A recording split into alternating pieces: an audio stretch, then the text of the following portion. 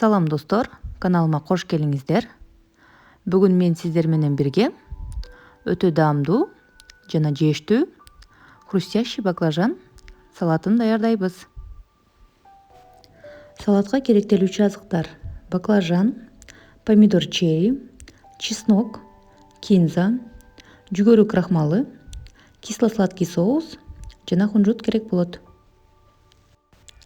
Эң биринчи 2 баклажанды жакшылап жууп алып, видеодо көрсөтүлгөндөй кылып баарын туурап алабыз.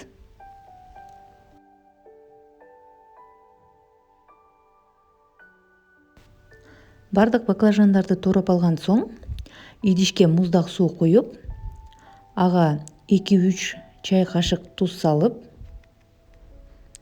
аралаштырып, анын үстүнө тууралган баклажанды 5 же 7 минутага салып коебуз.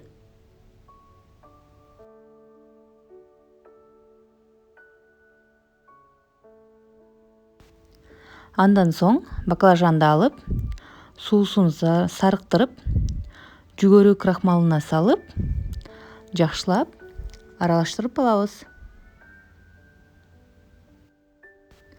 Жүгөрү крахмалына жакшылап аралаштырып алган соң, кысып турган майыбызга кызарганча жакшылап кооруп алабыз.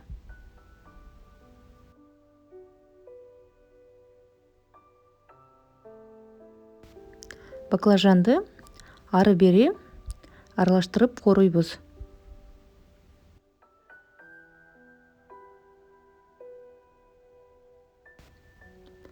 Баклажанды кызартып кооруп алган соң, чеснокту майда кылып туурап алабыз.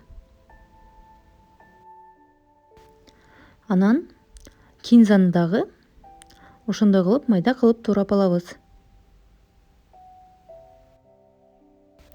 Андан соң помидор черрини дагы ортосунан бөлүп чыгабыз.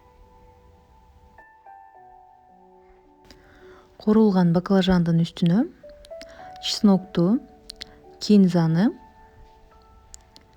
жана кисло-сладкий соусту кошуп,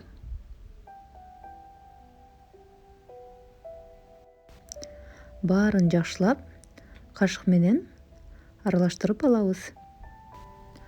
Салатыбызды салып, помидор черри жана кунжут менен кооздоп койсоңуздар болот.